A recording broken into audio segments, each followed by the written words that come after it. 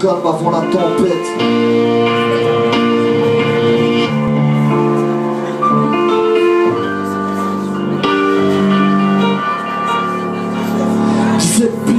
En pleine crise d'ado, du poids sur les épaules, mais pas celui de son sac à dos. Direction lycée, où il tape des barres de rire avec ses potes. Non, ça lui donnera pas de boulot, mais au moins des abdos, c'est ce qui se dit.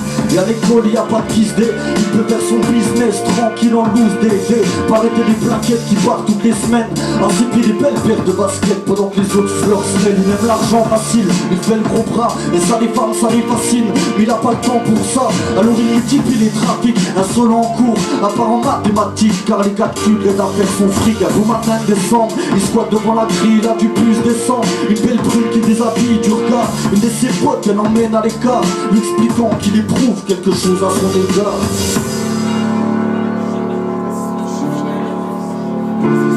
C'est un chef de meute qui fera tout pour sa mi-va, la vie à la mort, c'est pour elle qu'il se battra, elle est son but, sa raison de vivre, son karma, sûr de lui, et persuadé que personne ne le vaincra. C'est un chef de meute qui fera tout pour sa mi-va, la vie à la mort, c'est bien pour elle qu'il se battra, elle est son but, sa raison de vivre, son karma, sûr de lui, et persuadé que personne ne le vaincra.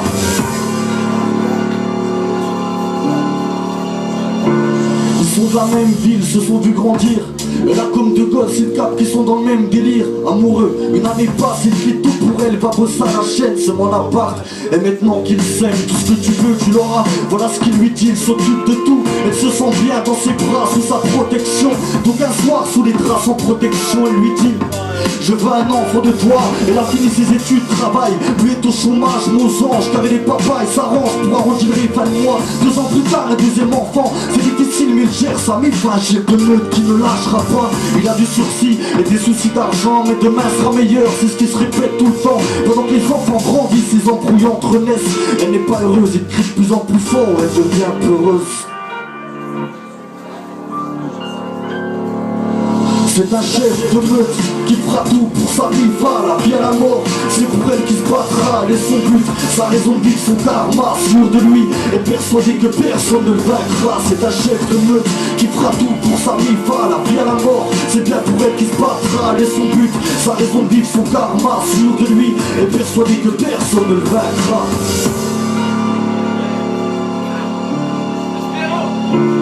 Le soir à la maison personne ne parle, quelque chose se trame. Il prend le téléphone de sa femme, du message d'un autre homme s'affiche. Leur carte vide et dit rien s'en fiche. Le chef de meute comme un con s'énerve, fait la gifle.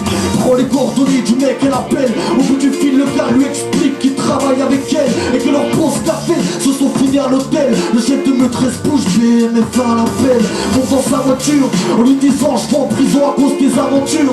Le calibre sous le siège, à toute vitesse dans la ville. Pense à son fils et sa fille, s'arrête. Frappe chez le mec, toi sur la gâchette, la porte s'ouvre, il se retrouve un canon sur la tempe. Le chef de meute a de porte dans la chair. Il prévient la police en leur disant qu'il a fait ça pour ses enfants, car un autre a posé ses mains sur leur maman. Patiemment, sur place, il les attend en pleurant. C'est l'âme coule dans ce bain de sang, il va prendre 20 ans pour ces 10 dernières années de beau temps. Moralité, c'était le calme avant l'ouragan.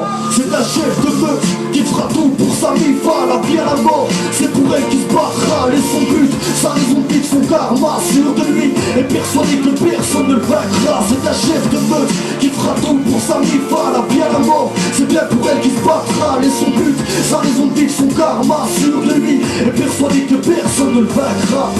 Il aurait dû prendre sur lui, excuser, écouter sa femme qu'il aimait tant, lui donner un 3e enfant. Derrière les barreaux, elle ira le voir de temps en temps, mais loin des yeux, loin du cœur, au bout de 3 ans, elle trouvera un nouveau petit ami qui sera le beau-père de ses enfants. Le chef a perdu sa meute, fait partie d'un troupeau, au milieu de ses co-détenus, condamné à n'être qu'un mouton. C'est un chef de meute qui fera tout pour sa mi-va.